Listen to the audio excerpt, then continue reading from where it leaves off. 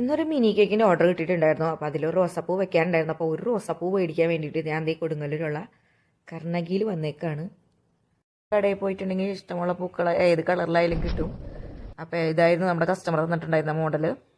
Black colour ക്രീമിന് പകരം white background കൊടുത്താൽ മതി എന്ന് പറഞ്ഞിട്ടുണ്ടായിരുന്നു. കസ്റ്റമർ ബ്ലാക്ക് ഫോറസ്റ്റ് ആണ് പറഞ്ഞിരുന്നത്. അപ്പോൾ ഞാൻ ഒരു കൈ കൊണ്ടാണ് ഈ വീഡിയോ എടുത്തുകൊണ്ടിരിക്കുന്നത്. അത് കാരണം ഫുൾ ലെയർ വയ്ക്കുന്നത് ഞാൻ എടുത്തിട്ടില്ല. ഇതൊക്കെയായിരുന്നു. അപ്പോൾ ഞാൻ കുറച്ച് ഒരു സ്ട്രോബെറി ക്രഷും കൂടി ഇട്ട് കൊടുത്തു, കുറച്ചൊരു ടേസ്റ്റിന് വേണ്ടിയിട്ട്.